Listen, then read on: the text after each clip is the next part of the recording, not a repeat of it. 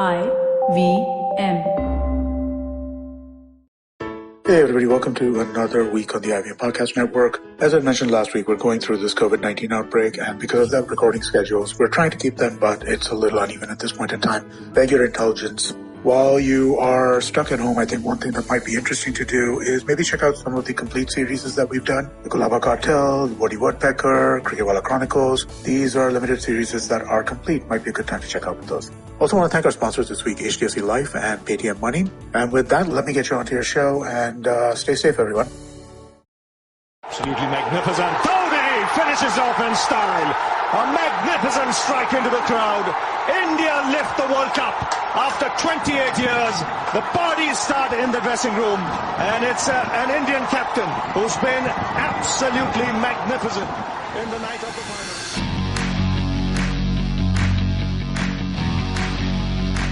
Hello and welcome to a very special episode of the Edges and Sledges Cricket Podcast. I'm your host for this week, Ashwin, and if everything works out technologically, we should be releasing this on April 2nd of 2020, which is the anniversary of an incredible day 9 years ago in 2011 when all of us cricket fans celebrated in India in a bigger way than we have since 1983. So we're extremely excited to be joined by a special guest. We have Raunak Kapoor with us. So anybody who, most of our listeners I would bet know Raunak pretty well at this point. He's with EspnCricinfo. So I'll let you introduce yourself in more detail in a minute. But Raunak, thanks for being on Edges and Sledges. Thank you for joining us today. Thank you so much, Ashwin. It's an absolute pleasure. And as the world knows now, we've all got nothing but time on our hands. But that's not the only reason I've said yes to join you. It's always fun doing podcasts. And I think given that, like you said, we're approaching the anniversary of a very special day, you could see with what's happening at Cricinfo in recent times, if you've been on the site, that we're so deprived of any action and content that we're just playing old games and pretending that they're live. That's how pathetically deprived we are of our sport. We've never known life without our sport. So I think it's opportune that we discuss the 2011 World Cup win anniversary with you guys. And as far as my intro goes, you've said all that needs to be said. I work with EspnCricinfo, and if we are as glued into the game as I think people listening to cricket podcasts are, you know what that is. So that covers it. Yeah, thanks, Raunak. And you're absolutely right. We've all just been talking about, the 29th was supposed to be the first day of the IPL. That hasn't happened. So much cricket we're missing out on. But very excited to take this opportunity to talk about the 2011 World Cup. So DJ is joining me from London as well. Just like us, he's also kind of locked down at home. DJ, do you want to talk a little bit before we get into the specifics of 2011 about how 2011 was different to 2007? Because obviously there was a pretty major format change between 07 and 11. Yeah, so there was, of course, a format change and it ended up in a result change. But the reason for that format change, as we all know, is because India actually crashed out of that 2007 World Cup ingloriously, having lost to Sri Lanka and Bangladesh, right? And so did Pakistan. Pakistan lost to Ireland, and they were the two people who were meant to clash in the Super 6 or the Super 8 round were both sitting at home, and both had flown home before the tournament really got going. And of course, the ICC had ideas about this, and they thought that maybe this is not the best thing from a commercial perspective. So the whole idea became to have India in the tournament as long as possible, right? Of course, with the added bonus of the possibility of a Pakistan match. So from a round robin with 3 games and people moving through to the next round, it went to 2 groups, and everybody played each other in the 2 groups, and you had quarters, semis, and then the finals. Of course, this is different from the format that was played last year, 2019, where everybody played everyone once. It is also different from the format that we had in the 96 World Cup, where you had many groups and teams progressing to the quarters from there. So interesting change, and one that was made, I think, with a view to keeping India in the tournament as long as possible and preventing disasters like 2007. Yeah, thanks for that. Raunak, let me quickly ask you before we talk about India's squad. Was that the right format change? Obviously, it's changed again since. This is something they'll keep tweaking, but do you think at the time that was the right change? Yeah, that's the thing with the ICC, right? They love tweaking formats in a bit to try and find the ideal formula to making what is both an entertaining tournament as well as a money spinner for them. And DJ's hit it, got it spot on after India and Pakistan went out early in the 2007 format, which I personally liked in terms of it gave the lesser teams a bit of a chance. But if you're going to have a longish format, then you wouldn't want one upset to remove one of the better teams or the the main contenders from the tournament too early. If India and Pakistan had both qualified in 2007 from that first stage of 4 teams in a group, and then you would have had the Super 8, it actually would have complemented the tournament well, because then you would have had the best teams play each other in what is like the format that we had last year and we had in 92. And you would have still had the associates as part of it. It would have been a bigger tournament. So that would have been the ideal formula. Unfortunately, India and Pakistan blew it and slipped on their banana peels too early, and therefore the ICC had to rethink everything. As far as whether this was the right format, I don't think so, because I still don't think it was a hugely entertaining tournament outside of the India story. And I beg to wonder what would have happened if say, India, who hadn't actually played either Pakistan or Australia up until the knockouts. So in the group stage, the only guarantee you were giving Indian fans was, yes, you were getting 6 games for India, but you were having games against South Africa, England and West Indies as your major sort of crowd pullers. Now, if India would have not made the knockouts, or let's say India would have been knocked out in the quarterfinals, would it still have been the success that it was for the ICC without an India-Pakistan semi and without an India winning the final? We don't know. So as it turns out, you can look back at it and say, oh, what a wonderful format and what a wonderful tournament for India. Whether it still served the purpose of an ideal World Cup format, I don't think so. I still like the 2019 format a whole lot better. But we got the story we wanted. So I guess that's all that matters now. I think that's really, really well said. The story we wanted, 100% true. So with that, let's talk a little bit about India. So we're going to go through the squad really quickly and just kind of high levels about the squad. And for our listeners, they know we spent a large majority of our time on this show talking about the current squad. Does Rishabh Pant belong in it? Who should play at number 4? All these discussions we spent a long time. But we're going to take a trip down memory lane and talk about the 2011 squad. So I'm not going to go through every player, but Raunak, let me first ask you, a pretty old squad, right? Captained by Dhoni, who was 29 at the time. You had Sehwag at 32, Gambhir at 29, Harbhajan 32, Zahir 32, Nehra 31. Munaf was a young bloke at the time, 27, Yusuf Pathan 28, Sachin obviously 37, and then Yuvraj at 29. So arguably since 2011, we've seen a lot of the turnover. The only really young folks on the team, Raina was 24, Kohli at the time was 22. Piyush Chawla, who I think is 50 right now, but he was a 22 at the time in 2011. So, and then before I wrap up really quickly, it felt like at the time, if I remember correctly, the sort of big omissions. The biggest one for me was Rohit Sharma, and he's recently actually said it's one of the toughest days of his life to be left out of the squad. And then I think we actually did not start the World Cup with Sreesanth in the squad, but he was added in late in the game. So was that the right squad for you in 2011? Yeah, now a lot of things that just come to mind as you were reading those numbers. Firstly, all the numbers you read are official age for all those players, right? It now sounds incredible that Virender Sehwag was just 32 at the time and Harbhajan Singh was just 30 at the time. I mean, it's funny. It's funny in a sinister way that we won't get into the details of.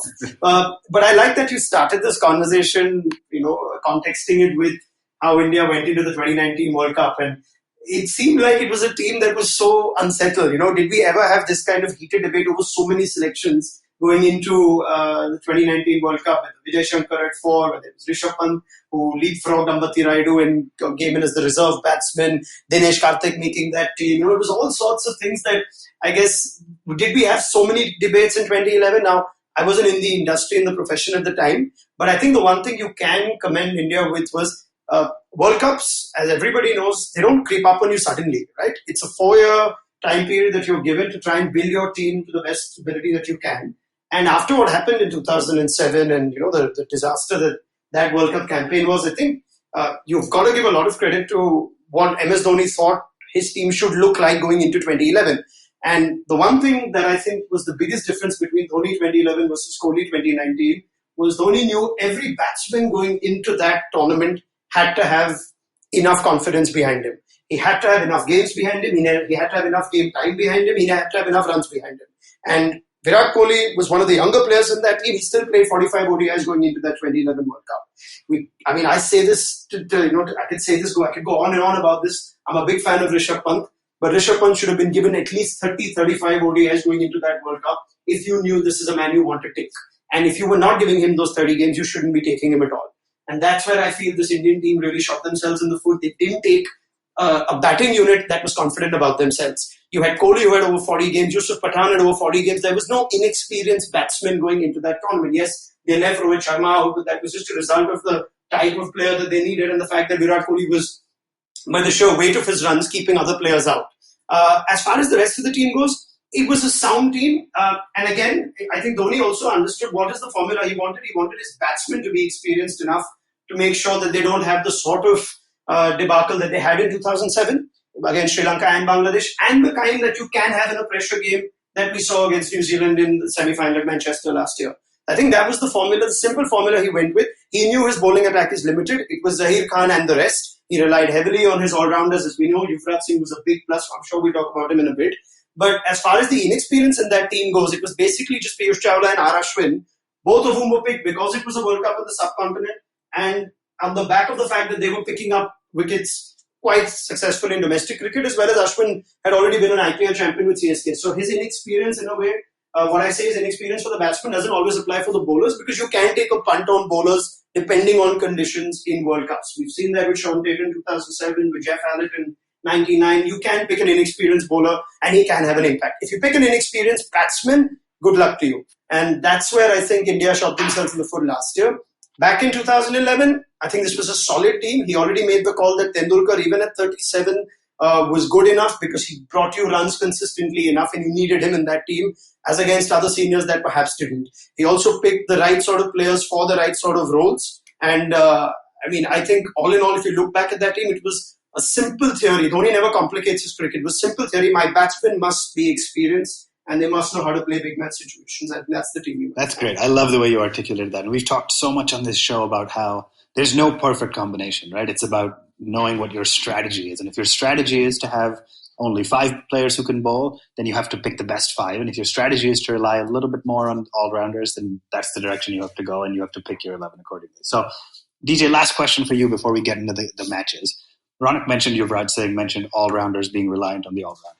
To me, as I look at it, in the final 11 we've had, call it since 2016 onwards, 2017 onwards maybe, probably the single biggest difference is the fact that, as I said, Kohli has to rely on getting 50 overs out of 5 guys, right? Whereas this squad, or at least most of the playing 11s, not all the part-timers bowled, but Yuvraj and Yusuf Pathan were typically adding up 10 overs. If one of them had an off day, Sachin could pick up the ball, Sehwag could pick up the ball, and if I remember correctly back then, Kohli could pick up the ball as well. Is that probably the single biggest difference between the side of 2011 and today? Well, it's a different philosophy, isn't it? I think Hardik Pandya and his emergence has changed that balance a little bit, because he, instead of having the, I hate to say it, but bits and pieces to fill the last bowler's quota, you've got Pandya, who's a proper all-rounder, right? And he can bowl those 10 overs. And we didn't have that option in 2011. And to be fair, we didn't need it in the subcontinent because we had people who could bowl decent spin. I know Kevin Peterson called Yuvraj Singh a pie checker, but whoever laughs best, right? So Yuvi clearly had the last laugh there. But no, I think the difference is that Pandya has emerged as a true all-rounder, and Kohli backs him with the golden arm of Kedar Jadhav, of course, filling in for those extra 1 or 2 overs. Yeah, fair enough. Maybe Kedar Jadhav's a hotly debated topic. Raunak, anything to add on that? Yeah, the one thing is, a lot of people tend to say this, that Kohli doesn't have the luxury of all-rounders that MS Dhoni had with, Yusuf, Sehwag, Raina, the ones you mentioned, Yuvraj, obviously, Sachin. But Kohli's got better bowlers than Dhoni had. He has Bumrah, he has Shami, he has Bhuvaneshwar Kumar, all very, very effective, and better bowlers than you would say Munaf Patel, Srishant and Ashish Nehra. I'm keeping Zaheer Khan as the clear head above the level above the rest exception.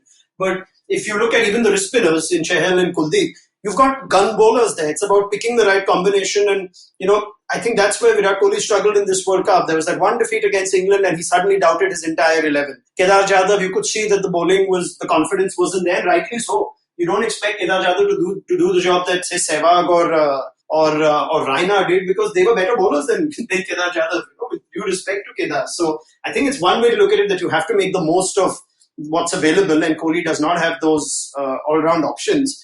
But, I mean, look at the bowlers Dhoni had. He's won a World Cup with Srishant, Munaf Patel, Ashish Nehra, and Praveen Kumar would have been in that team if not for an injury. And I don't think he would have turned things around drastically. So I guess it's also about getting the best out of your resources. And I think Dhoni did that a lot better. Yeah, I think really well put. And I think you're spot on about the bowling. I think the debate we often have on this show is it used to be that your batsmen needed to be able to roll their arm over, bowl a few overs to differentiate themselves. It feels like we're evolving to a world where we have so many strong bowlers where the bowlers need to be able to hit, make some runs low down in the order, whether it's a Shardul who started to bat big, Umesh has hit a few sixes in the past. It feels like we're evolving to that model where there's so many good bowlers that we're now going to choose based on who can bat a bit. So with that, we're going to pivot and spend the rest of this episode basically reliving the 2011 World Cup for you guys from an India vantage point. So I'm going to start. We're going to go through the group games pretty quickly, and then we'll spend more time on the knockouts. Raunak, you weren't at Cricinfo at the time, but obviously you said you were in Mumbai. So I want you to share for me, for the first time, and our listeners eventually, the story of how you went to the final at Wankhede. But we're going to start with the first match. First match was in Dhaka. Mm-hmm. India played Bangladesh. What I thought was interesting, if I remember on this one, is Bangladesh actually chose to go in chasing. And we know that match ended, not so well for them. And since then, the vast majority of teams that won the toss chose to bat first. But, really two big highlights for me in this match, right? Sehwag, man of the match, 175, just a phenomenal start to his World Cup. But the one I want to ask you about a little bit, which we mentioned, is Virat Kohli. So a little bit, if I remember correctly, to your point, he played 30-40 ODI. It seemed like he had won under 19 World Cup as captain. But he was a little bit of a controversial pick, coming in at number 4, but made a century in his first ever World Cup game. This was actually his first ever century batting first, right? So he had made 4 before this, but all chasing. This was what sealed his fortunes into where he is now, which is 43 ODI centuries, on track to maybe be the best batsman to have ever played the game, right? So do you remember that fondly? Was that a moment, a turning point for Virat for you? Oh yeah, very, very fondly. I think a couple of things when I think back of this game, and when you now look at the eventual result and the journey of the tournament, that you think, okay, you look at little things that went India's way, and this is where Dhoni's stars tend to align for him at times as well in international as well as in IPL cricket. I take nothing away from him, but imagine first game of the tournament, flat track at Mirpur, and like you said, Shakib Al Hasan decides that he wants to have a bowl. Now it was perhaps jaw-dropping at the time, and you knew that this was a call that could backfire so easily. He also ended that game with just 2 seamers. And I think Sehwag cracked the first ball for 4, and that set up the World Cup. In that one ball, I think a lot of things went well for India. One, of course, that this game was not in India. This game was at Dhaka, and it was at the back of 2007. There would have still been some doubt against Bangladesh. There was this growing rivalry between them, which has evolved a lot more in recent times, but it started in 2007, right? So this was looked at as a significant, a very potential banana skin sort of game for India. They could have slipped up early and the pressure would have been on them. And just the fact that they managed to bat first on a flat track away from the pressures of a home crowd, it just kickstarted their campaign. So I think this was such an important game for India. The fact that they managed to get 380 also, and this was the only assured batting first performance in the whole tournament from top to finish. Every other game that India batted first, they actually slipped up, and they ended up, it cost them against South Africa, cost them against England. In this game, you could see the determination that, Sehwag applied. Yeah. Imagine if let's talk about it today, between the three of us, if we say, if Rohit Sharma or if Virendra Sehwag or if David Warner face 140 balls on a flat track, how many do you think they're going to get? I think a lot of us would back that he'd get 200 or he'd get 220. Sehwag went for 175 because there was a responsible Sehwag in this game, where there was a period in the middle where he went 30 balls or so without even scoring a boundary. He knew the importance of batting a long time, and we saw the results that it gave. As far as Kohli goes, I think that was a very important innings too. Firstly, the selection, because Suresh Raina was the more experienced player. He was the left-hander, and in a top order that's heavily packed with Tendulkar, Sehwag and Gambhir already, you were thinking that maybe Raina's the better option than Kohli, plus the bowling and whatnot.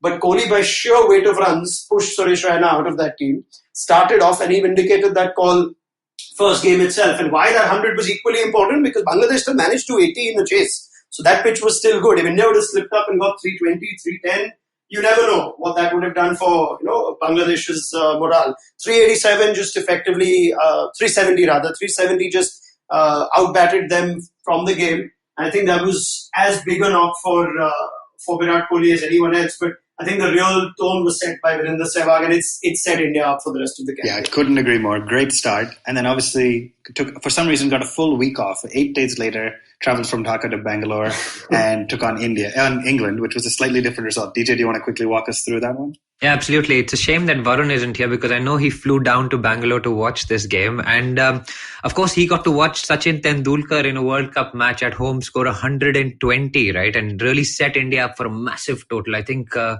was looking at the scorecard yesterday, and the wicket when Sachin falls, the commentary says Tendulkar falls.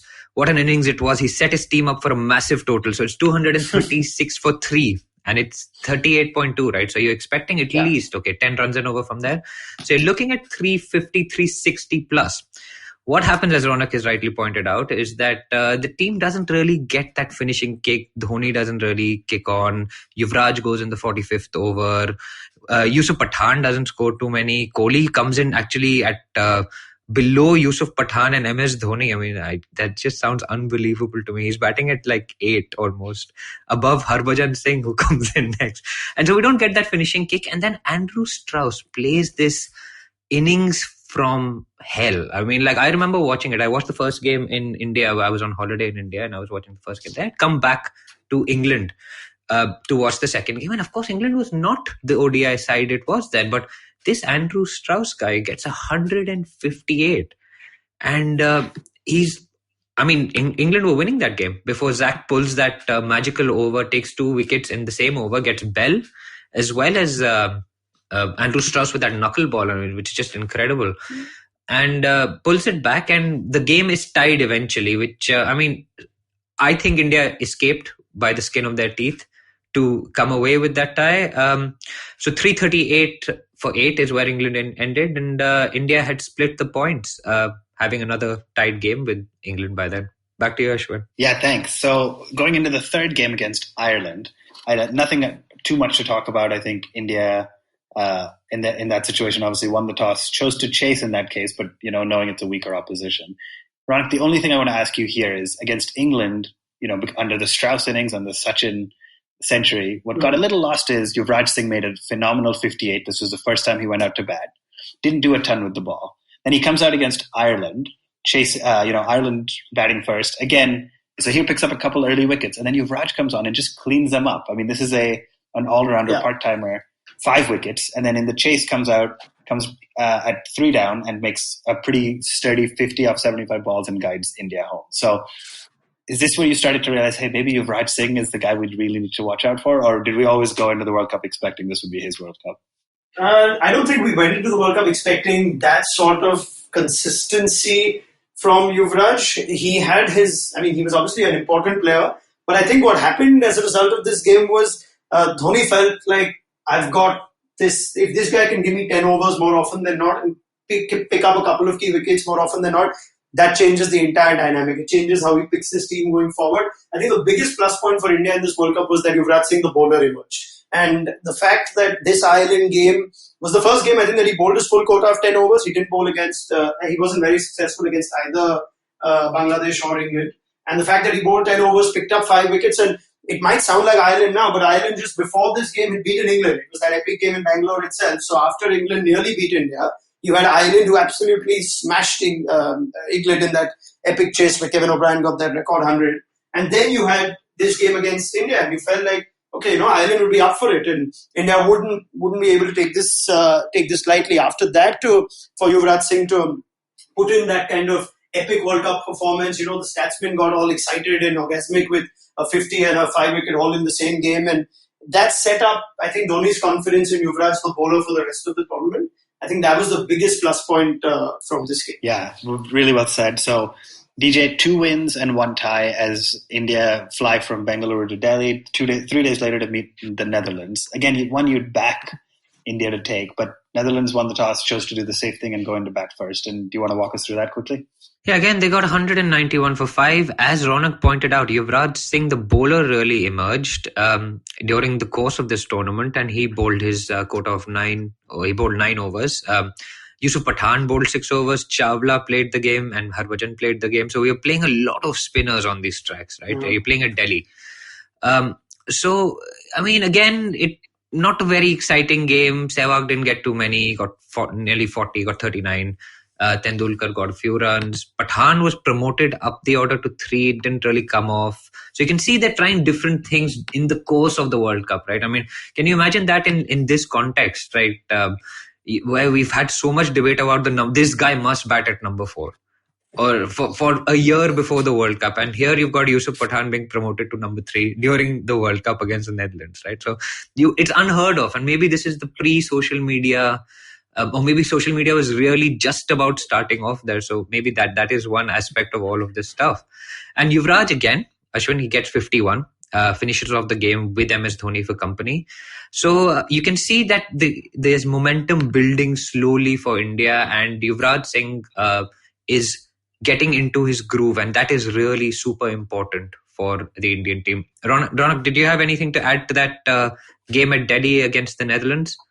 I think that game was, in some ways, Dhoni trying to use it as an opportunity to get some of his players that were short on confidence, a little more confidence. That's why the Yusuf Pathan at 3 move went in, go have a hit. It's only the Dutch bowling. If you pull off a quick 30 ball 50, then that'll do great for your confidence. And even if you fail, it doesn't really make much of a difference. It was a smallish target to get at the time. They were chasing, 190 or something, like you said. So I think that was him just trying to get some of his players that were slightly low, that hadn't taken off, an opportunity. Other than that, I mean, I'm just thinking of the way Dhoni went about his teams. And I mean, I know I'm going to obsess over Dhoni in this, which is rightfully so, because I get a lot of slack on social media that I go after Dhoni too much and I don't praise him. So anybody who doubts that can listen to this and know how big a fan of Dhoni I was when it was called for. But I'm saying, that he played Piyush Chawla in that game against England, right? And Piyush Chawla took a real beating. If I remember, I'm just going to go back and forth here. He bowled the 48th or 49th over in that game against England. And like you said, Zahir had turned the game around. And you felt like India were going to win it from there. They were actually in a position of strength in the last 4 overs. England needing more than 40 or something in the last 4, which is 4 wickets in hand. And Zahir had bowled out by then. That was a good call from Dhoni in that he finished off Zahir Khan, as much as he could to that left. That meant Piyush Chawla had to bowl the 49th. And that was kind of the over that got England back into it. It went for 15 or something like that. And poor Piyush Chawla, was at the receiving end of that typical social media wrath. It was still around at the time. I don't think it was as toxic as it is now, but it was still very much around. And you just think, okay, maybe we've seen the last of Piyush Chawla in the tournament. But Dhoni is just his own man. He gives him more game time, plays him against a team where he's going to do better. Obviously at Delhi, that would have been an added incentive. But that's just the little things that I tend to see. I'm just looking at the scorecard and I see Chawla's got 2 for 47. He's ended up putting in a shift for Dhoni even after having a bad game. I'm just thinking of all these little things that the man got right at the time. And even this was an attempt to try and give Yusuf Pathan more game time, get him some confidence and see if he gets any better. As we know, as the tournament went deeper, Pathan eventually does lose his place. But it was nice to see that this is what Dhoni was trying to do. Yeah, DJ, this is interesting because Raunak said it on a much bigger scale. Obviously, he's a lot more popular on social media than I am. But for listeners of our show, they know I give Dhoni a lot of flack too. But I have nothing but incredible respect for him in 2011. So I think really well said is when the respect was earned and deserved. But anything to add on that? You've obviously very publicly said you're a massive Dhoni fan. Yeah, absolutely. I'm a huge Dhoni fan even now, and I'll defend him to the end of the earth. But a very interesting point, Raunak, that you mentioned, and I've been ranting on this show, and our listeners will know that, about how we're not backing our players now. You have one bad game and you're kicked out. And so it's such an important point that you've raised, because Chawla had a bad game against England, but we have backed him. We have kept him in. The team management has ensured that his confidence is not dented by that one bad game. And I have given the exact same example that you gave about the England game in the Cricket World Cup. You've played these guys for 2 years, right, Kulcha? And they've won you games from nowhere. And they have one bad game, and which doesn't make a big difference in the final analysis. And they're both shattered, and they suddenly we started playing one wrist spinner. And then it's the same thing in the test game with Ashwin. He starts every test series. He doesn't do too badly with the ball, and he finds himself sitting out for Jadeja. And it's that confused kind of, let's just swap players around for the sake of it because, he's had a bad game. It's like a schoolboy mentality almost. कि इसने आज run नहीं मारे हैं, चलो इसको बाहर बिठा दो, इसको ले आओ, we don't know how he's played. He's a better player because he's sitting outside. So let's make him play. I mean, it's such an important point, and from a selection and team management perspective, and I've been banging on about it while we had live cricket. It's super interesting for you to pick that up from the 2011 World Cup, actually. I find that fascinating. Yeah, I mean, I'm just going back right now with Piyush Chawla having gone for 56 in that game against Ireland. So he had 2 bad games. And yet at Delhi, you knew this is a guy who is going to do well in these conditions. Now, he's not a game changer. And later on, Dhoni does play Ashwin, in Ahmedabad and leaves Chawla out. But I guess what it also tells you is here's a man who knows his team and who knows his squad and therefore doesn't panic after one bad performance and doesn't get carried away after one good one either. You talk about that Kuldeep game, I absolutely agree with you 100%. That game against England, Kuldeep went for 72, the one where England really took India on and took them on the aggressive. And after that game, everything changed. But I think Kuldeep went for 40 or 45 in his first 4 overs. Roy and Bairstow took a real liking to him. He eventually did get, I think it was Roy, the one who, the catch that Jadeja took it long on, that incredible one. And after that, he's gone 6 overs for 28 runs. So Roy and Bairstow took everyone apart. And for some reason, you just decided that, no, Kuldeep Yadav is somebody that I can't afford in my team right now. I just keep Chahal, he's more control, this, that. And the conversation we keep having again and again is, why has Kuldeep Yadav lost confidence? Why is Kuldeep Yadav why is he not getting any more wickets? Yes, there is a lot of detail on people have figured him out and found him out, and maybe there's a little bit of, there's a serious analysis on his action and his bowling speed. Maybe he's too slow, this, that. But I'm just saying it's exactly that point, right? You need to identify your team to know if this is your best team, then it's okay to have one bad day as long as it comes in the group stage. After this game against England, as we all know, the entire team changed. And I think eventually that showed that, Kohli, with due respect to him, didn't know what his best 11 was and panicked after one result, which is something that MS Dhoni didn't. Yeah, I think really well put. So I'm going to keep us moving for the rest of the group games. You can tell how excited and passionate we all are. We're way over time. But hey, it's lockdown season. Hopefully you, the listener, have all the time in the world to listen to us. So India flew again from Delhi at this point, to Nagpur to take on South Africa. 3 wins, 1 tie, feeling pretty good. And then get off to an absolute flyer against South Africa. So win the toss, choose to bat. Sachin makes a century. Sehwag and Sachin get to 142-run partnership. Sehwag gets out. Gambhir walks in at number 3. Another 125-run partnership. I have a pretty terrible memory, as I've said on this show, but I very vividly remember us being called 260-odd. I think it was 266 for 1. 267 for 1. 267 for 1. I remember this so clearly. In 39 in 40 overs, right? Yeah. 267 for 1. In the 40th over. Insane. And you're thinking, DJ, do your math. Okay, 9 wickets left, 10 overs. You have the firepower of a Yusuf and a Yuvraj and a Dhoni in the tank. And suddenly Dale Steyn happened. And Raunak, do you remember that one? I mean, the result eventually was we didn't even make it to the final 10 overs. We lost 9 wickets for 31 runs. No, 29 runs, it looks like, in 9 overs. Yeah. Dale Steyn picked up a 5 for. That was probably the worst we've fared in as a middle and lower order in the World Cup so far, right? Yeah, I mean, that was, and then all of a sudden you're seeing a pattern develop. It happened against England where, India lost 7 for 30 in the last 4 or 5 overs, but they still had 300 plus. Here, when they were looking good for 320, 330, and, they've fallen hopelessly short. And the fact that they got away with it in the England game because they nearly felt like they could have won that game and at least they picked up a point, they didn't lose it. So they mustn't have felt that gut in the, that punch in the gut as they did in this game, where you knew, you've lost your game because of the last, say, 7 or 8 overs that you played. So, yeah, spot on. I mean, Tendulkar was glorious in this innings, I think he tended to slow down towards, it was still that Tendulkar that was slowing down in his 90s, in his 80s, eyeing that 100. And, I'd hate to say things that would just get people to abuse me, but I like to do that once in a while. India don't have a single match-winning 100 from Tendulkar in this whole World Cup, right? They've got match-winning 70s and 80s, and they've got a highest run getter in the tournament award for him. But they tied the game against England and they lost the game against South Africa. And there was a little momentum that was lost. I'm not saying it's the top order to blame. This is like the 2019 conversation of India. Even if they get to 216, 40 overs, you would blame them for not carrying on for the last 10. I guess in this particular game, I remember it clearly. Dale Steyn was exceptional. He bowled really well with the old ball. And, sometimes we tend to not give credit to sort of the other team and we tend to look at our own guys and think, how can you not make 267 a 340 score if you've got, the batting that you have and whatnot. But, they did everything right. They again promoted Yusuf Pathan. They sent Yuvraj and Dhoni ahead of Virat Kohli because you felt like you needed that push. And Steyn was just extraordinary with the older ball. 296 was still good runs. And if you remember, it still went down to a last ball finish or a last over finish. So it was neck and neck. But yeah, it was depressing to see how India were getting good starts and not finishing that off. And that was a slight cause of concern now at this point.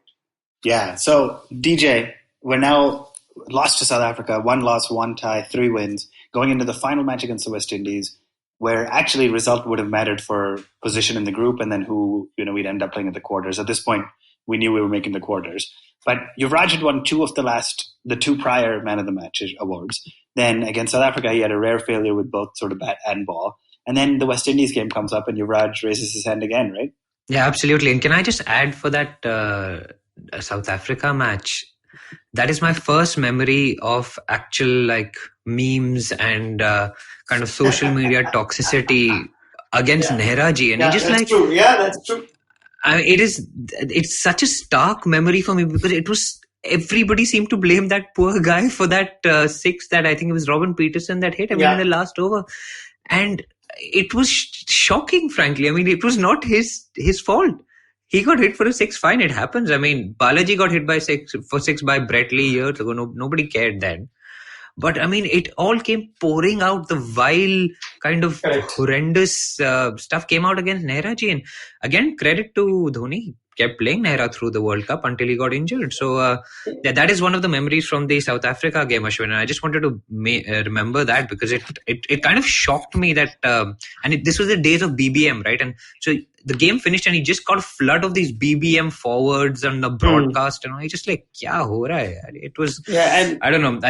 It was a bit odd. I remember vividly that there was now that you mention it, DJ, that there was an earthquake in Japan just before or just around this South Africa game. I don't know how much, I have to go back a long way, but it was there. And there were memes being sent of why was Nehra ji not in Japan? And I actually laughed at it as a 21-year-old. I found it really fun. Now I think back and I think it's such a disgusting, offensive, inhuman thing to say after a tragedy had occurred. But I remember as a 20-year-old kid actually laughing at that. And I probably shared the same angst as an Indian fan does. We tend to say things we never mean.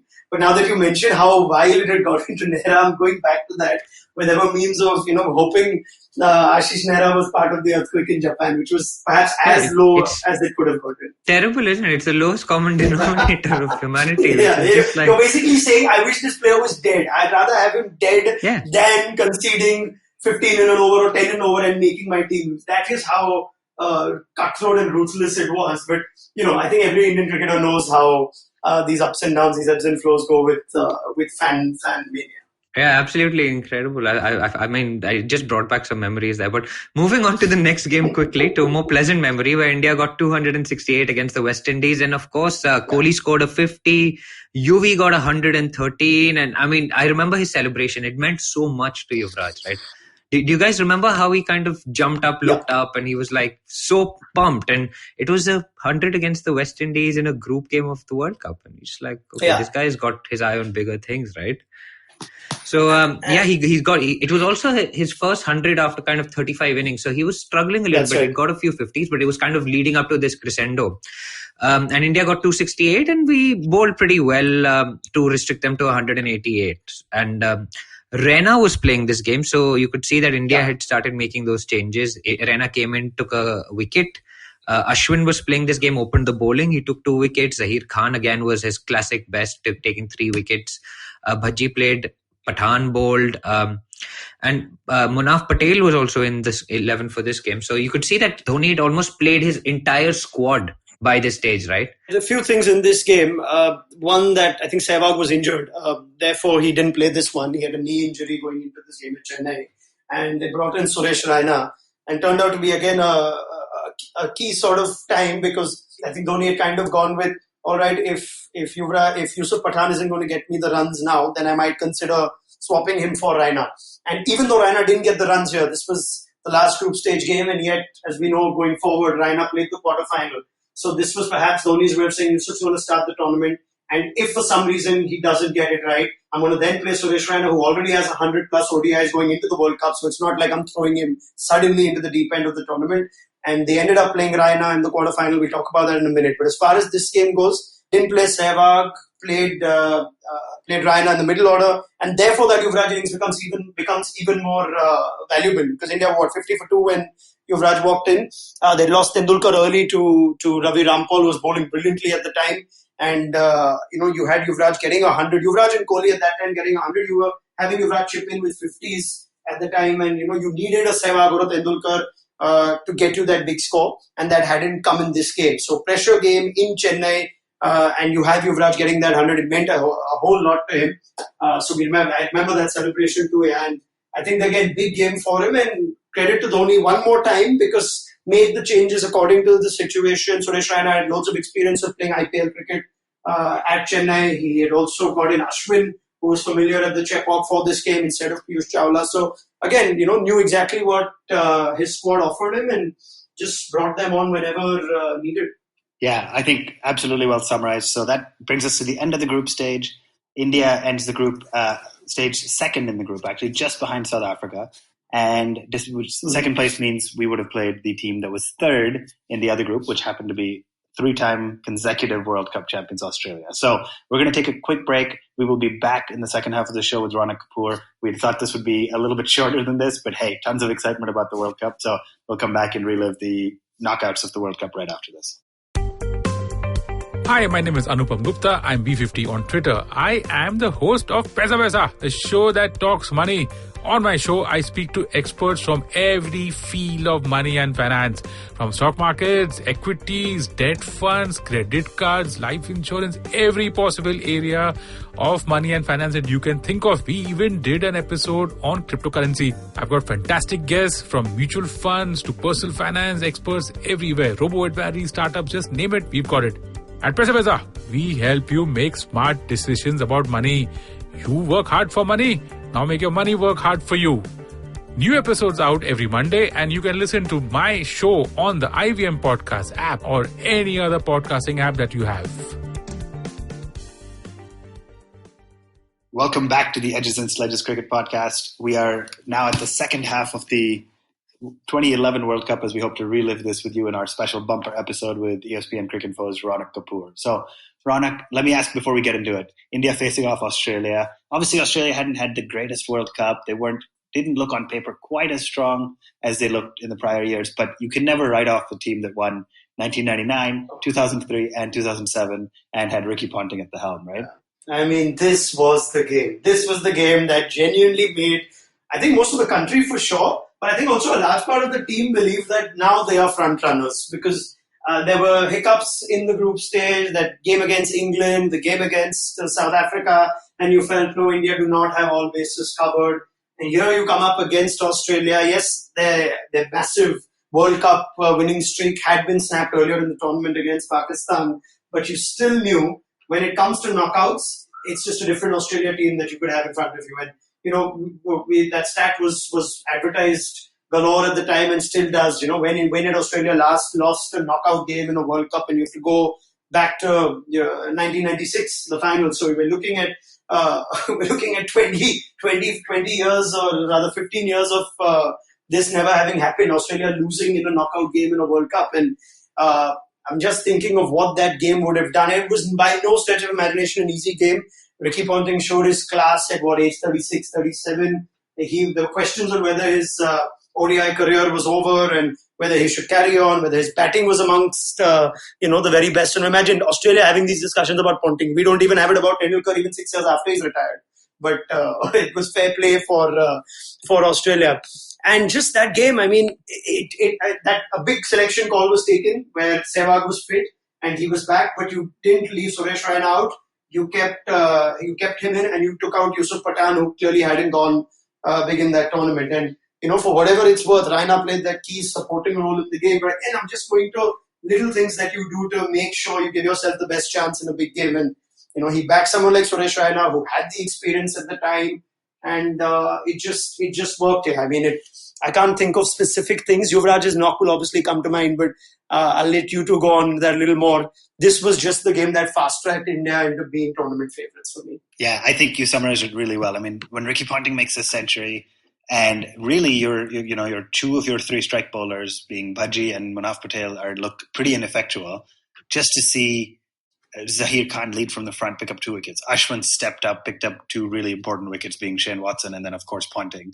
And then Yuvraj just seems to find his form, but got Brad Haddon and Michael Clarke out, who were just having great games, great seasons, the World Cup in general. And then India comes out to bat.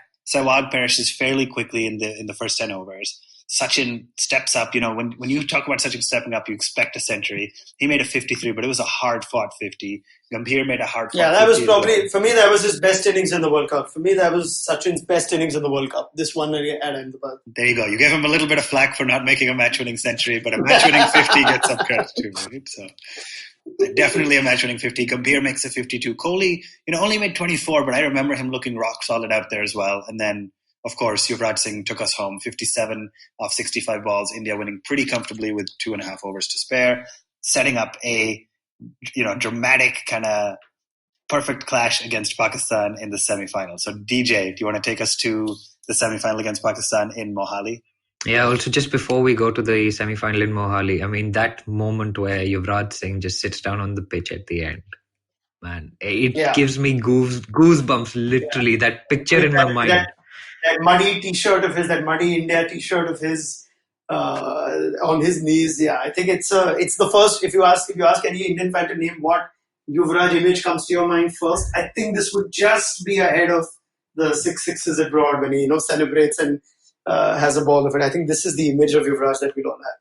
Oh yeah, literally, I've literally got goosebumps as we're speaking. Why? It's just that roar of pure emotion that he lets out. He waves his bat up and down. Oh man, just something else. Putting the Australians out of the World Cup. I mean, those guys they've dominated our minds ever since we've been children. I mean, they've been in the 96 World Cup final. They've been in the 99 World Cup final.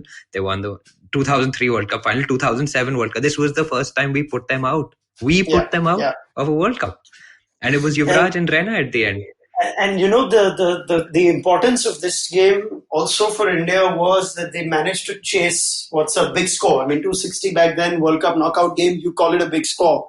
And that they hadn't done that in the tournament so far. The games against Ireland and Netherlands were fairly, average chases. They were below par scores. And India had batted first in all the other games. So when you're going to enter a World Cup final, which you are going to in a few days' time, and Sri Lanka have given you a daunting task, at least the belief that not only have you knocked out Australia, but you've chased down an above par score in what's a world pressure knockout World Cup game. I think that also did wonders, for India. Yeah, I mean, and talk about 239, right? Pressure game knockout. 260 was a great performance. Sorry, Ashwin, I know you keep trying to push us forward, but I keep taking us back. So let's go to the semi-final at Mohali. And yes, you named it, right? Like, I mean, the final before the final, India versus Pakistan. Back then, I'd say the biggest clash in world cricket. Even today, I think lots of people still tune in just to watch India versus Pakistan in the World Cup. And the World Cup had orchestrated itself around this to make sure that it did happen. And so Pakistan were looking pretty strong, actually. They'd done pretty well in the group game. I think they may have topped the group stage at the other group, if I'm not wrong. They did, yeah. They did. They beat Afghanistan. They beat Canada. They just lost to New Zealand, I think. And they lost I think and they beat Australia. Sri Lanka might have topped the other group. Okay. With Pakistan second and Australia third. That's how Australia-India became the quarter. But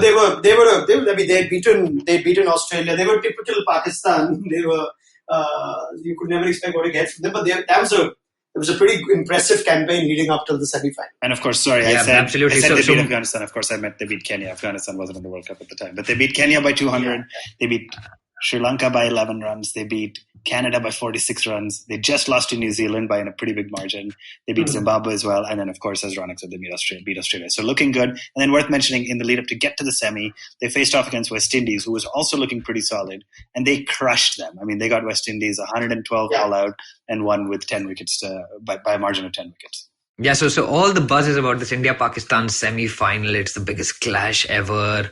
Obviously, there's a lot of chat about matches fixed and this and that. That this is the other thing that I remember from that. Acha, this is going to happen at this stage, and just nonsense stuff like that floating around. But I mean, the pressure on these guys. The Prime Minister had come over from the other side to watch the game. I think our Prime Minister was watching the game as well in Mohali from the box with him.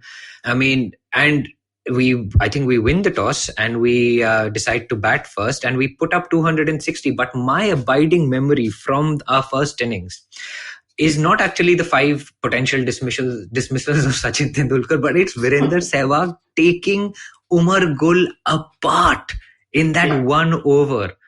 And until then, it was all cagey and we were all stressed and there was so much nervousness, right? It was all like, kya hoga? What's going to happen? India's playing Pakistan. This is the World Cup semi-final. Can our boys handle the pressure?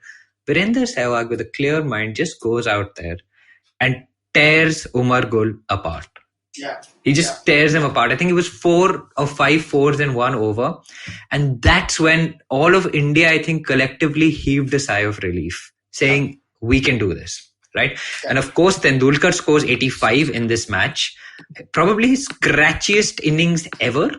I mean, I still don't understand or remember how he got out, but he could have been out 5 times at least. One of which I'm convinced was LBW to Saeed Ajmal. There was one which they reviewed and it was shown as going down leg side. Raunak, do you remember that review of Saeed Ajmal? Absolutely. I mean, till date, Saeed Ajmal maintains that he did not bowl the off spinner. So there is no reason why it should be going down leg side. He in fact says he bowled the straighter one. Ian Gould, who was the umpire at the time, says he could not believe that was missing. And then all these theories came up. Like you said, there are these YouTube videos till date that show made by Pakistani fans stating how Hawkeye was doctored and how they have their own ball tracker, which suggests that it would have gone on to hit and whatnot. The fans have their own ball tracker from home. Yeah. Go to YouTube and just go to Sachin Ajmal, LBW. You'll find conspiracy theory, how India cheated. You'll find all that. Now, I know we were all getting these ridiculous forwards and those typical people in every cricket-loving fan circle that will be, ye to fixed hai. But the fact remains, this game did not do us any help. It didn't help people like us to try and convince others that no, boss, you cannot fix an entire game. It doesn't happen. And if it does happen, you'll know about it. It's not like all this happens on the sly. And you had this game where Tendulkar was dropped, half a dozen times? And on his way to what you rightly said was the scratchiest, sloppiest 85. That he didn't get 100 even after 6 attempts is bizarre. But then, like I said, maybe it's good he didn't get 100 because his 100s weren't winning us games in the World Cup. But the fact remains that this game was the mother of all clashes. And that Sehwag v Umar Gul encounter you mentioned, I think that's very important to just set India on its way in a big game, like you rightly point out. And if there is one player from India that you would think Pakistan brings the best out of him, just by, even if you look at him today, I'm bitterly disappointed by the troll and the hate monger that he can be at times on social media, Virender Sehwag. But in some ways, if I'm to connect that with what he felt when he was playing Pakistan and how good he was when he was playing Pakistan, if I'm only going to keep all the potential and speculated bigotry aside, I would think Sehwag wanted to just whack Pakistan. And you could see that in that game as well. There was no respect. There was no regard. It was just, I am your boss today and I will take you to the cleaners. And that is what you saw from Sehwag against Pakistan. In a way, that's extended to his life beyond cricket, which is a bit disappointing.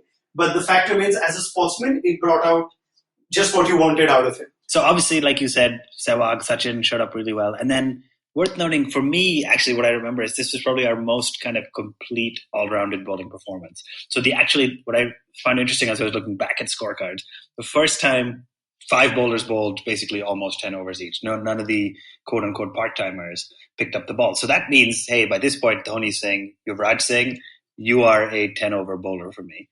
Zach bowled really well. Nehra picked up 2. I think every bowler in this game picked up 2 wickets. And India got Pakistan all out for 231 in the second last ball of the innings. So winning this match by 29 runs. And I just remember so vividly the visual of MS Dhoni picking up the stump, kind of all the players running off the pitch just to go celebrate and enjoy this. And, for the first time when was the last time India reached the final? I guess, When DJ 2003, yeah, Wait, 2003. Yeah. How can you forget? Have you really deleted this from your No, I mind? remember. There you go. 2003 was traumatic. I was just thinking as Raunak was talking about Sehwag versus Pakistan. I remember the 2003 match with Sachin and Sehwag also opening. Of course, then it was Wasim and Waqar. Yeah. But yeah, he just has it in his eyes that he wants to absolutely smash Pakistan. So, DJ, before we make one final trip to the 1K day and talk about India-Sri Lanka, do you have anything to add about the Pakistan match? Yeah, so I remember because it was a working day, right? I think maybe even a Wednesday or something. It was in the middle of the week, and I was at work, and I work in England, right? And England had already left the World Cup, and they nobody had any interest in it. It was not in the papers, it was not in the news. But of course, there are so many Indians and Pakistanis here. Like there were Indians and Pakistanis in my firm, and none of us could do any work because we were just glued to the television in the canteen. And I just remember the absolute stress of that day. And I could not wait to go home and watch the match. I mean, because it was a day and night match. I think I may have left at about 5 o'clock. Just because I said, I need to go home and watch the rest of this. And my memory is Kohli taking that last catch on the long on boundary, maybe of Misbah. And David Lloyd Bumble going insane, screaming, "Start the tuk-tuk." And I'm just like, what is this tuk-tuk that he's looking to start? And Yuvraj Singh has got the Punjab going and all of this stuff. And I mean, these are the memories that you end up having. You have that slower ball from Munaf that bowled Abdur Razak out of the blue. Pakistan were looking good, man, to start off with. They looked like they were up for the chase. And as is their want, they kind of collapsed under their pressure. Thank God for that. And I mean, India were through to the World Cup and the World Cup final. And one of my friends at that stage told me, guys, I have a spare ticket to the World Cup final. Would you like to fly down to Mumbai? And I had to put my application in for leave with my boss. And it was actually a Thursday. Yes, that is right. It was a Thursday that this match took place. And on Friday, I was on flight to India to catch the World Cup final on a Saturday morning. So I guess what it also did was beating Pakistan in a semi-final. After the Australia game, it couldn't get higher and higher and higher, and it was still getting higher. So it just got the entire nation hooked onto the World Cup, even those that weren't following it, even those that don't follow the entire World Cup or don't follow cricket around the year. I mean, you point out how it may not have been a big deal, obviously, in London, but everyone listening who was part of it in India here, offices were happily giving people off. There were schools and colleges that were shut. I mean, even if there were enough people not going. Societies had set up screenings in their, in their buildings and whatnot. So it became a real occasion, and it just had to be an India win after all that. To like you said, the prime ministers were involved, and there's also this vivid memory I have of Rahul and Sonia Gandhi leaning against the drinks trolley, the sideline. Maybe they were on their way out, or they wanted to have a quick look at the final winning moment before leaving. But it was crazy, and it was the mother of all events. And after that, there was no going back. I also remember at the time, Mohali tickets, Chandigarh tickets had gone up to 30,000 rupees one-way fare. You had hotel prices that were, price gouging was at its awfulness and its worst. So everyone tried to milk the occasion. And, even the black marketing of the tickets, which became a big issue for the ICC later on even, where how ticketing was somehow so many tickets found their way to the black market, but there were tickets going at 150,000 rupees or 2 lakh rupee tickets that people were willing to buy because it just seemed like it was a once-in-a-lifetime opportunity. Absolutely. And I actually remember just continuously singing their theme song after that semi-final win. That De Ghuma Ke. I just sang that continuously. We'll put up a link in the show notes, but it's such a great song as well. And from my flight from London to Bombay, I just sang that continuously with my friend who was sitting in the next seat, and he was pretty fed up with me. So anyway, that's enough. I'm sure, Ashwin, you've got a story to get out of Raunak about how he got his ticket. Yeah, actually, I want to say, since we are sharing really quickly, I distinctly remember 2011 World Cup. I was in Canada, in Toronto at the time, which meant the game started at 4 a.m. And I now remember my boss at the time, or my boss's boss was Pakistani. And I distinctly remember finding a way as a 22, 23-year-old new at the company to convince them that, hey, we should set up a projector at the office, watch it all day, arrange some Indian food, and find an excuse. So I just remember sitting at the office from 4 a.m. We got security to open the building early. There's a group of probably 6 of us, and we're projecting it and watching it. So nothing got done for me that workday, but I think well worth it. Happy to make up for lost time. Did your boss go home early after that? My boss didn't speak to me for 2 days. Did your boss go home didn't early? Talk to me for 2 days. Or did he fire you, or did he not give you a good enough raise? Fortunately, he was bigger than that. We just didn't speak for a couple of days, but I kept my job. Thanks for He also has practice, man, to be fair. Ouch. Let's make sure. I hope he doesn't listen to Edges and Sledges. Let's hope. I'm not going to name him. Is he still your boss to this day? He is not, but we're still in touch. So maybe now I'll send him. Okay. But anyway, Raunak.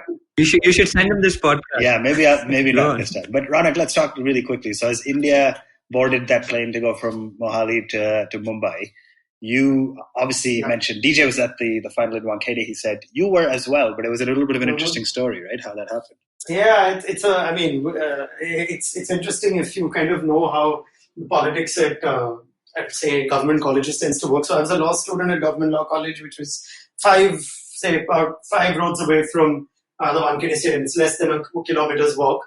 And Government Law College happens to be one of the many affiliated clubs to the Mumbai Cricket Association, right? As part of those that play in the MCA tournaments. Now, I told you ticketing was a fiasco, and this happens at every Indian ground, where a certain number of tickets is always reserved for the local association because the association is hosting the game. And what had happened was n number of these tickets were finding their way into the black market one way or the other, which was already one issue. Now, we found out, we were law students at the time, and we had, there were these issues going on with the college where there was a fraction of the college that was opposing the new principal's appointment. And there was a teacher who was kind of revolting, and there was this, it was awful, it was just terrible. What she had found as one of the many muddas or many issues to try and get against the principal was that apparently there are tickets coming from the Wankhede, from the MCA, and they were supposed to be distributed among the students, and in particular students from the cricket team, to go watch the game. But the principal was involved in the black marketing of the tickets, and therefore those tickets were never given to the students, and therefore being sold to the to the black market. Now, this professor tells us that we need to stage a protest in front of the principal's office, and this is when college is on leave because we've got exams and whatnot, so no one's anyway attending college. But we just hear the prospect of, if this gives us a result, we may actually get our hands on a ticket. Now, the professor's agenda was different. She just wanted to, make a fiasco out of the whole thing. Our agenda was just, whatever happens, get us a ticket to the final of the World Cup, which was impossible to get otherwise. And here we stage this protest for hours. The principal comes out and we demand an accountability from how many tickets came to Government Law College, where did they go? And as it turns out, the pressure that we applied actually meant that on a first-come, first-served basis, she gave about 16 tickets out to whoever was there. And I happened to be one of those 16. So we managed to get our hands on a ticket by sheer, I don't even know what the right word is, by protest, by some kind of movement, it was bigger than an independence fight for us. It was bigger than a fight against corruption for us. So we ended up just staging this huge dharna, and we got ourselves a ticket which we paid at cost, which was 900 rupees. So I got a World Cup final ticket, North Stand that too, for 900 rupees. And I think I'd be very pleased with our Unbelievable. efforts. Definitely feels like the effort and the plotting and planning was well worth it. That's a great story that you'll remember for the rest of your life, right?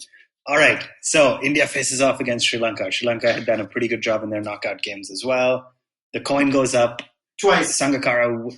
Oh, you're right. I forgot about that, actually. The coin went up twice. Sangakkara wins the toss eventually, chooses to bat. We've said already, it's probably the safe call. Zahir gets off to a really strong start in I think it was the fifth. Sorry, I'm just gonna cut you in. The toss, there's this whole thing of the toss wasn't heard clearly by the match referee at the time, and that's why it was conducted twice. So I've actually got another story on this one. It wasn't even a packed Wankhede at the time. Because of the ticketing fiasco, only about 60 or 70% of the stadium was full at the time of the toss. And I know that because I was there. But Jeff Crow was the match referee, happened to sort of tell his brother Martin, and I had the pleasure of working with the late Martin Crow in 2014-15 when I was at Cricinfo. So I don't know how this conversation came up, but he was talking about Sangakkara. and he said Sangakkara's he's a proper little. He used a slightly more inappropriate word, but he just said he's a proper little devil. And he mentioned what happened at the 2011 World Cup final toss. So Jeff Crow says it's really loud. So Sangha, I need you to be really clear, right? And Sangha has got his head down at the time when the coin goes up. And this is through Marty's words. And as the coin goes up, Sangha says, hit it. And then as soon as it's done, Dhoni has heard something else. So Dhoni has told Ravi Shastri, we're going to have a bat. And then all of a sudden, Sangha says, no, I called it. And Jeff Crow says, what did you call? So he's just walked up ahead, taken a step ahead and said, no, I won it.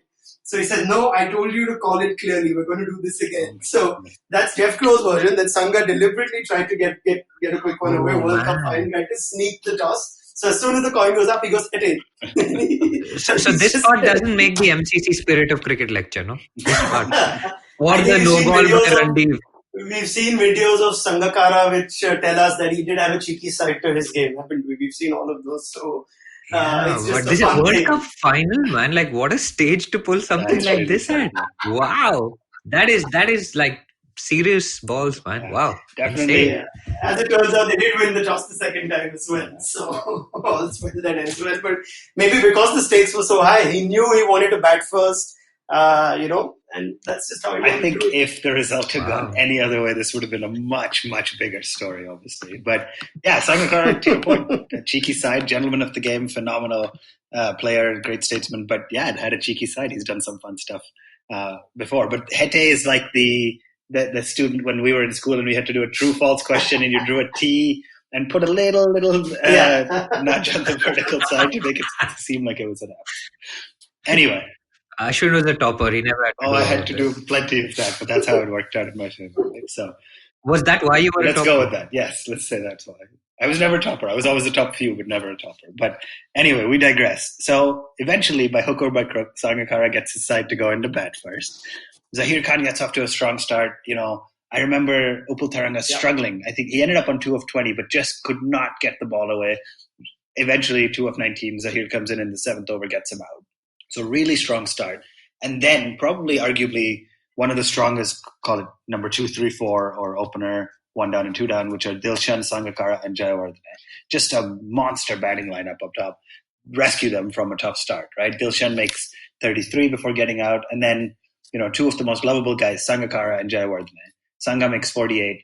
Jayawardene actually makes an uncharacteristically fast 100th century, making 103 off just 88 balls that essentially rescued the team. And then, eventually some of the lower order, some hitting from Kulasekara, and then Tisara, for all his ups and downs over the years, Tisara comes out and ends the innings with a flourish, making 22 off 9. Srishant didn't have a great day with the ball. I remember Sachin bowled a couple overs, Virat bowled an over. They were just struggling to get Jayawardene out. But 274 for 6. So, Raunak, do you remember innings break, 274? How are you feeling? The thing was that we were obviously confident about India, but Jayawardene had played just one of the great World Cup innings you'll ever see it. I think at the time it was the first World Cup 100 in a final that ended up on the losing side. And the way he ended up playing, India started really well. Zahir Khan started that innings with 3 maidens on the trot. Then he got Taranga, which just capped his dominance over left-hand batsmen through the course of that tournament, whether it was Andrew Strauss, Mike Hussey, in every game he produced one gem to get a left-hander out. That having been said, Jayawardene is just, initially it was India was still having their moments. They were chipping away the wickets and there was a fun DRS call they got right of Yuvraj. And you felt like, this is going to be that 230, 240. Then Jayawardene in the last 4 or 5 overs has just taken off. And I think, Zahir Khan's figures, he's got 2 for 60. So he's bowled 3 maidens on the trot. And the last 7 overs have gone for 60. A large part of that was just Jayawardene he hit that zone where he was just hitting incredible shots at the Wankhede. Obviously, good batting surface. So the crowd just went from not wanting to clap to actually being forced to just go with oohs and ahs and just, applaud. I don't know if DJ would remember this as well, but it was a stunning innings. And then at halftime, it was just hope. It was just hope and belief that Tendulkar Sehwag will get us off to a good start and all will be well after. So I won't just get into the halftime thought, I'll get into the 15 minutes after the first innings because Sehwag has gone dead to Malinga at his very best. He's taken a review with him on the way. And then you've lost Tendulkar and the Wankhede has just gone stunned into silence. I mean, there was genuinely so much nervous energy at the time. We were just I was against a sill at the stadium and I was just putting my elbows on it. I can imagine myself now just thinking we couldn't have come this far to stumble here. And then I think the most important thing in that game was the partnership between Kohli and Gautam Gambhir. And I think that is what kind of just lifted spirits again. It just got people applauding India's singles, India's dot balls and whatnot. And we started to just give the innings some momentum, because before that, I think Gautam Gambhir poor guy has been deprived of 2 Man of the Match awards in World Tournament finals, 2007 against Pakistan in the T20 final, and even in this one. I think he played the telling innings of the World Cup, because after that, then I think as the ball got wet and as we all remember, Dhoni promoted himself, etc., etc. But the feeling 15 minutes into the second innings and what happened about half an hour after, when Gambhir and Kohli just started knocking it around the odd boundary, I don't think we'll ever have that sort of ride from an Indian fan perspective. Yeah, really, really well put. So I'm going to ask you to keep going, actually. So Gambhir and Kohli batting, probably the start of Kohli's really clear objective, which is I'm going to get a single off almost every ball and only hit the bad balls for a boundary. And then, he had the potential to keep going. He obviously got out to a phenomenal catch by Dilshan off his own bowling. Yeah. One of plucked it out of nowhere. And so at this point, 114, third wicket has fallen. For the first time at number 5, captain walks out himself. So you were in the crowd. Walk us through that. Yeah, I mean, I think firstly that 35 innings from Kohli, he was 22 at the time. You just keep forgetting how young Virat Kohli was, even though he had played a little bit of enough cricket going into the tournament. But you could see how determined he was to not throw it away. And but for that outstanding catch, you saw Kohli was looking good for a few more. He had seen out Malinga and Kulasekara with the new ball, and he was looking all right. And then Dilshan takes that great catch. Then when you see Dhoni walk out, we were all a bit puzzled, because we're thinking Yuvraj is in the form of his life. Dhoni's actually not had much to do with the bat all tournament. So it was a slightly contentious sort of feeling. It was a mixed feeling. Maybe the feeling was there's still plenty to do, so you better keep Yuvraj down, and Yuvraj and Raunak can finish it off. And the other thing was, of course, that Gambhir was still batting, so maybe it's just to keep the right and left hand thing going. And but whatever it turned out, I think when you saw the impact Dhoni was having on Muralidharan, and I think Muralidharan was perhaps the biggest threat for India to try and see off. It was Murali that kind of turned the game in 2007, the World Cup. I'm a big fan of these story moments and these filmy type of routes that it takes. That it was Murali that dismissed Dhoni in 2007. That game fell apart, and now the next World Cup game, India and Sri Lanka plays the World Cup final. Murali's bowling, Dhoni comes out, and you think at that point, Dhoni has to win this battle. If he can keep Muralidharan wicketless, the ball will get wetter. The dew will kick in. So it was a game of chess, and that's the beauty of the 50-over game. It allows for these sort of moments that you can build strategy. You could reach to a point where you can then succeed, and that's why I still like the 50-over format. And you could see the minute Dhoni was settling in, while Gambhir continued to play that anchor sort of innings. I mean, Gambhir was defending balls, and you felt like people were applauding it, because he hit a boundary. And then you didn't want him to hit something silly. Or he hit one in the air, and the next ball, Gambhir knew he played a false shot, so the next ball he's just defended, and everyone's applauded it. That's the sort of, everyone knew what, it was almost like the stadium knew what they were telling Gambhir. Don't take him on. Just bat. And eventually, once we saw Dhoni and Gambhir make the most of the conditions, and once it sort of, the ball stopped turning, then you felt like, okay, this is getting easier and easier. And once Dhoni was set, then the way he played Lasith Malinga as well, I mean, it just kept everyone calm. But that was the period where you won't see it in the highlights reel, you won't see those singles or those dots towards the end of the over.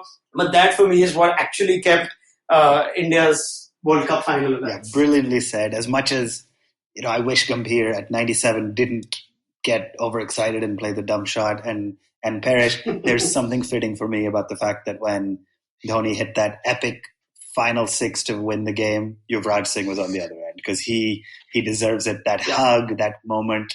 I mean, Gambhir, take nothing away from him, but from a total tournament standpoint, Yuvraj Singh deserved to be out there when that final 6 was hit. So just absolutely phenomenal.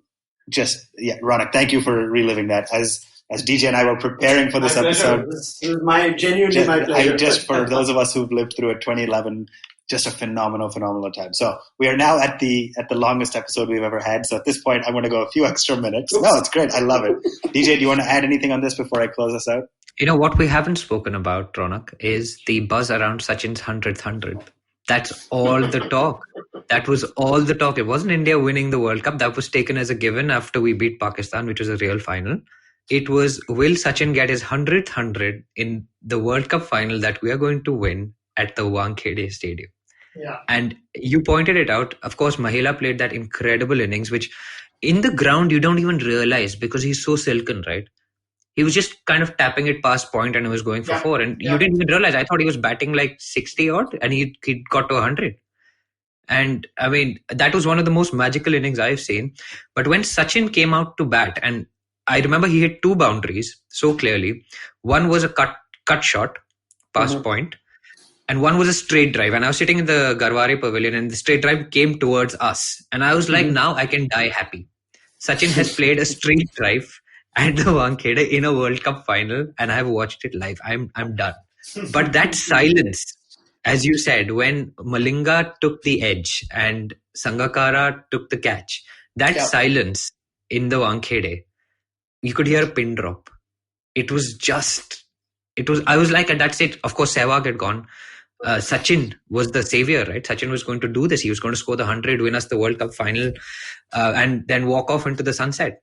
I mean, Malinga, I think, ran towards fine leg, if I'm not wrong. And the other memory I have from this is Malinga being booed at the Wankhede. I remember he was cheered when his name came up in the team squad because he's a Mumbai Indian and all of that. But he was having trouble with the crowd because they were just abusing him on the boundary. I don't know whether you noticed that. But he was getting a lot of flack for getting their favourite son out. There was a chant that we were part of. I think we were part of that gang that was giving him the flack. And it's a shocking one. I'm going to say half of it and I'm not proud of it. This is the kind of stuff you get carried away with when you are at the Wankhede. So okay, I'm just going to say this. So when he came up, we were at the North Stand, the Tendulkar stand, which would be where Malinga comes to field after he had dismissed Tendulkar and Sehwag at the fine leg or third man boundary. And we started, I don't know where it came from, but the chant started with Colombo mein thandi hai, Lasit ki maa, and they left it there. So, wow. Do you think he understood it? No, I don't think he did, but it was everyone going at it. And that's the other funny part, I don't think Lasit understood what was being said. No, but he was, I remember him like showing his ear to the crowd and like... because he was getting some serious grief. I mean, I can understand it. Look at where we've reached and look at the situation. He's dismissed Tendulkar in a World Cup final cheaply in Mumbai, and there's no love for him to be had at that point. But I guess again, it's all part of the game. Yeah. Okay. I just wanted to point that one point. I mean, I think Raunak's done a fantastic job of summarizing it. Everybody's nerves were really calm by Gambhir and Kohli, our 2 Delhi boys, saving the day. So that was pretty good at the Wankhede. And then, of course, MSD playing what I think is probably the greatest ODI innings by any captain. So 91 not out. Yeah, so you and I can go back and forth on MSD a lot and why he walked out at 5, etc. But incredible. It wasn't even the best innings in that game. Exactly. So I don't know why we're calling it the best innings by an Indian But to promote yourself in a World Cup final above the man of the tournament. I mean, that is the stuff. And Ashwin, do you want to give the scores that he had before? I mean, off the back of those in the prior 5 games, he made 19 not out at a strike rate of 47, 12 not out at a strike rate of 57, 22 out at a strike rate of 73, 7 at a strike rate of 87, but that was 7 runs, and 25 at a strike rate of 59. So he was not hitting the ball. There was no reason to believe he was going to strike it above 100. If it worked, so we look back fondly, but I cannot believe. No, but if it hadn't, imagine the flack he would have got, right? But the confidence of the man. Sure. The confidence of the man to say, I'm going to go out there and I'm going to win India its first World Cup in 28 years. There's no doubt. I'm just saying, before this episode started, you told me greatest ODI innings, and I didn't say it. Raunak himself said wasn't even the greatest innings in that entire match. So, all right, let's. Yeah, but he said it himself, right? Like he should have just hit a few singles and got 100. Then he would have won the World Cup. Okay. Anyway, let's leave it at that, guys. reliving the 2011 World Cup. When I was looking at the scorecards again, I got goosebumps. As we've been talking about it, I'm getting emotional all over again. I want to wrap up with 2 really quick questions for each of you. The first, your fondest memory, just your fondest one memory of the 2011 World Cup. Raunak, I'm going to start with you, put you on the spot. I think it has to be the quarterfinal of Ahmedabad. I think that was the game that really, really made us believe that this is India's World Cup now. I don't think Pakistan, with the history in the World Cup that they've had against India, that too in India, were going to be as big a threat as Australia were. So I think just overcoming Australia in a chase, which wasn't easy. I mean, I just quickly go back to that game and I remember that there was a run out involving Gambhir and then Dhoni got out a couple of overs later or soon after. So the chase was completely thrown into chaos and there were Indian teams that had choked from exactly those situations in the past. That too against Australia, who sees the slightest opportunity and then jump on it.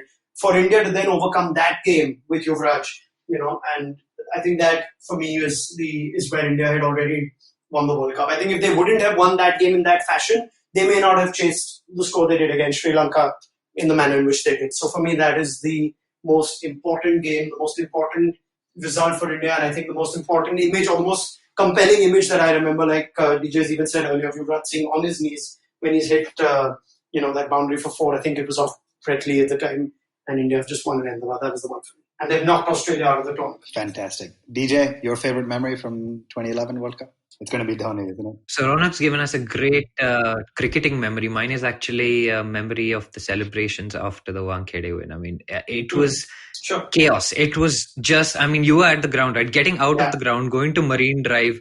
I managed to get myself into a taxi somehow, but the taxi would not move because there were people dancing on top of my taxi.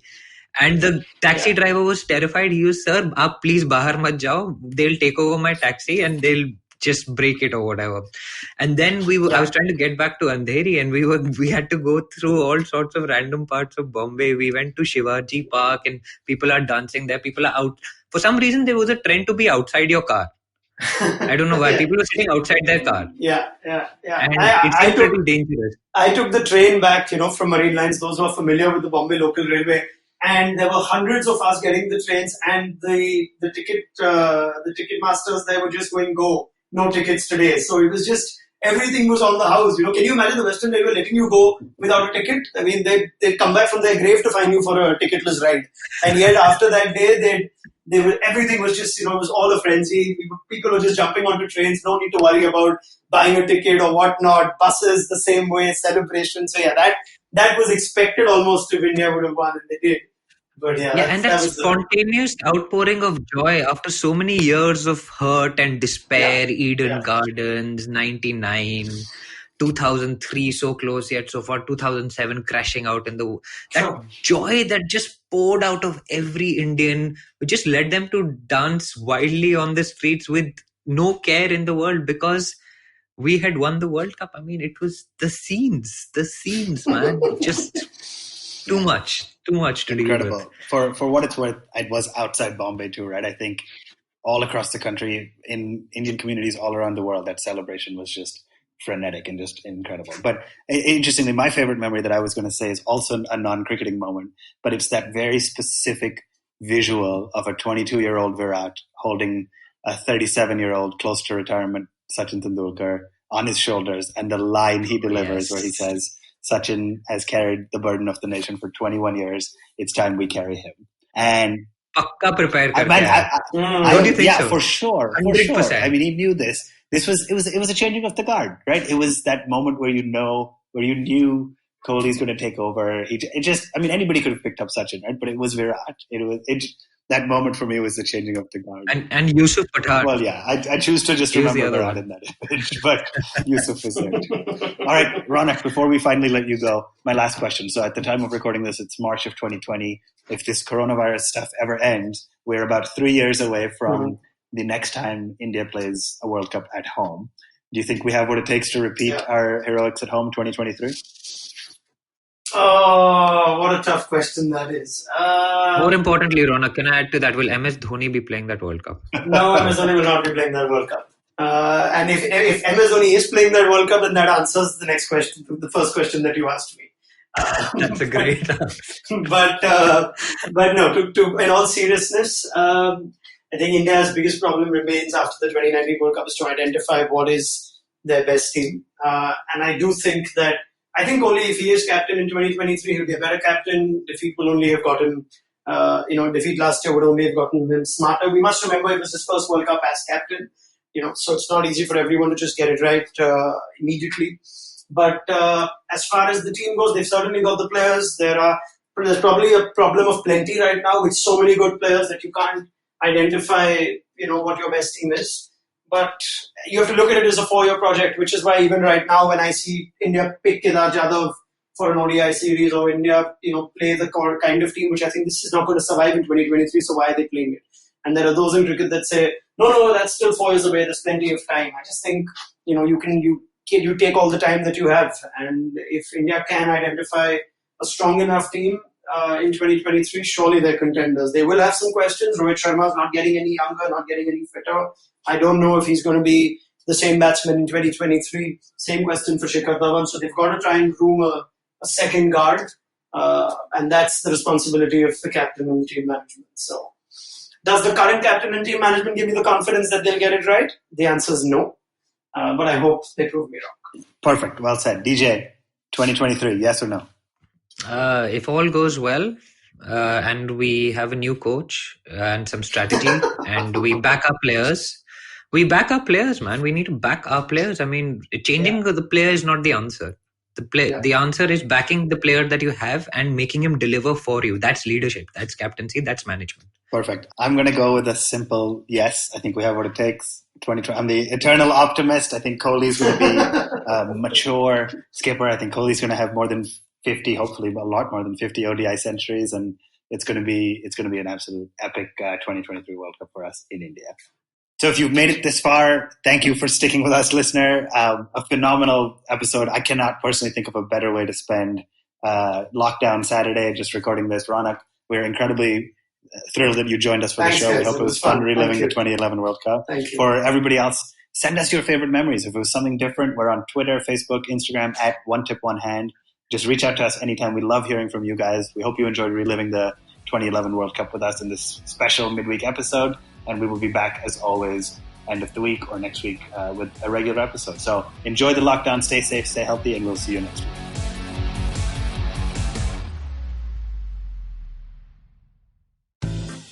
Do you wish you were smarter? Well, so do we. But the next best thing? We could make you sound smarter. And to help you with this endeavor, we are Simplified, a podcast that attempts to break down the complex world around you with a little knowledge, a lot of poor jokes, and a ton of random trivia. Episodes out every Monday. On the IVM podcast app or wherever you get your podcasts. See ya! Look! Up in the internet! It's a meme! No! It's a cat video! No! It's the Geek Fruit Podcast. That's right. We interrupt this riveting broadcast to tell you about our show, the Geek Fruit Podcast, where Tejas, Dinkar, and I, Jishnu, talk about everything in pop culture, including DC, Marvel, Star Wars, Netflix, and everything in between. You know how your friends hate it when you ramble about some nerdy crap and you just want somebody to listen to you? Well, sorry, there's nothing we can do about that, but come listen to us ramble and it'll almost be like the real thing. Kind of. Listen to new episodes of the Geek Fruit Podcast every Monday and the Geek Fruit Bulletin every Thursday on iTunes, Google Podcasts, the IVM app, or wherever you listen to podcasts. Happy listening, you nerds.